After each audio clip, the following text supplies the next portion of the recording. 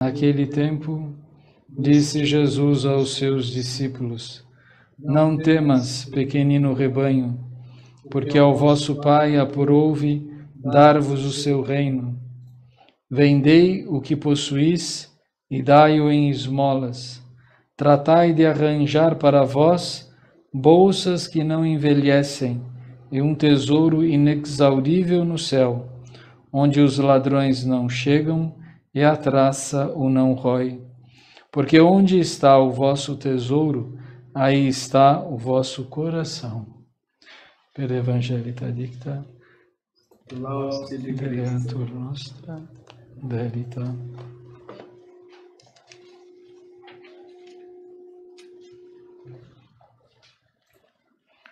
Em nome do Pai, do Filho e do Espírito Santo. Amém. Meus caríssimos irmãos em nosso Senhor Jesus Cristo, na oração da missa de hoje de São Paulino, rezamos: ó Deus, que prometestes aos que deixam tudo o cêntuplo neste mundo e a vida eterna no outro, fazei que, marchando sempre nos passos do bem-aventurado bispo Paulino, sintamos valor para desprezar as coisas da terra e aspirar somente às do céu. Meus irmãos, nós, neste último final de semana, meditávamos sobre a oração do exorcismo e nesta segunda-feira temos a graça de celebrar a festa destes santos que, justamente ao contrário daqueles homens que se deixaram levar pela corrupção do demônio, a corrupção da mente e pela corrupção da carne, estes homens verdadeiramente possuíram na sua vida terrena uma posição de bastante destaque dentro da sociedade e com muitas variantes e que às vezes a gente acaba se esquecendo de que o desejo da salvação dos homens é geral. Quer dizer, Deus quer a salvação de todos os homens.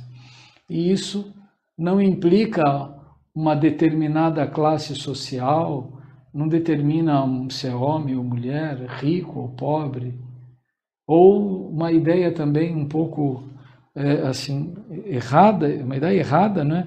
Mas às vezes de modo imperceptível divulgada às vezes nos meios católicos, né? Que a santidade é coisa de padre, de freira, né? Quem não nasceu para ser padre, não nasceu para ser freira, então está fora do caminho da santidade, um grande erro que se espalha, não é? Ou então que certas profissões ou atividades não são impossíveis de se tornar santo, né? Como é que o comerciante que tem de viver do lucro, né? Então tem de convencer o outro a comprar as coisas, olha quantos comerciantes foram santos, cobradores de impostos, São Mateus. Aqui nós vamos ver São Paulino, não é? Primeiro nascendo numa família de juízes. Mesmo hoje, não é? É um cargo que até hoje é uma condição de destaque dentro da sociedade. E ele não foi de uma família de magistrados num lugar qualquer, mas dentro do Império Romano, não é? Depois ele enveredou-se para a vida política, tudo isso antes da conversão dele. Tornou-se prefeito, depois senador, foi cônsul, ou seja, caminhou por dentro de toda uma carreira política que exige decisões importantíssimas na vida civil, não é? E que não é muito diferente das responsabilidades e tentações dos prefeitos, dos senadores, dos cônsules, embaixadores dos dias de hoje. Não é? E também foi um homem casado, teve a sua esposa. Então, um homem que teve uma vida muito ampla. No meio do caminho da sua vida, a graça lhe tocou. E aí ele se converteu ao catolicismo. Ele se deixou batizar e deu início a uma vida totalmente diferente no modo de conceber a vida. E a sua esposa o acompanhou nesta conversão. Mas Deus começou a chamá-lo para uma vida totalmente diferente daquela que ele viveu. O máximo de homem público, como prefeito e senador, para uma vida totalmente retirada da sociedade. Em comum acordo com a sua esposa, foi viver uma vida de eremita, isolado, não é? E quando, passado anos da sua conversão e da sua vida de eremita, quando talvez já imaginava que ia chegar ao fim da sua vida, não é? Dentro de um monastério, como um monge, a igreja o chama para o presbitério na cidade de Nola. E depois, então, a sua fama de santidade, a sua inteligência, ele se formou, né? Então, homem inteligente, passou a estudar também a doutrina da igreja, e a igreja o escolheu para o episcopado. Tudo aquilo que ele foi antes, como pagão, não é? Ele agora ia ter de exercer, cuidar do povo, não agora cuidar como um político, para saber se tem água, se tem esgoto, se tem comida na casa dos outros, mas cuidar da alma das pessoas, na condição de bispo. E passou a cuidar do povo, não é? Até o fim da sua vida, uma vida bastante longa, 78 anos de idade. Então, diante da vida de São Paulino de Nola, não é? Como desanimarmos de rezar pela conversão dos nossos políticos? Ah, mas padre, tem tanta corrupção, mas Nosso Senhor morreu por todos eles. Se Nosso Senhor pensasse, do jeito que você está pensando, pensasse a respeito de cada um de nós já estávamos perdidos, porque Ele já teria desanimado da gente, não é? Esse não é famoso e não vale nada, deixa para lá, deixa ir para o inferno.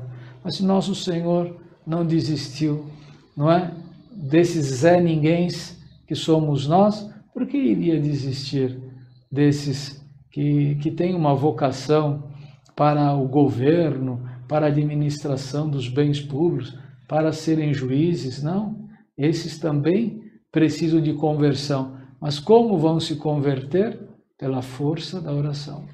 Aí sim, um Zé Ninguém da vida, uma Dona Maria qualquer, não é? Mas fiel à sua oração, pela sua intercessão, obtém a conversão de uma grande pessoa que depois vai fazer, não é? um grande apostolado dentro da igreja. Também foi assim com Santa Mônica e Santo Agostinho. São Thomas More também teve uma vida assim bastante movimentada. Foi um homem casado 2 vezes.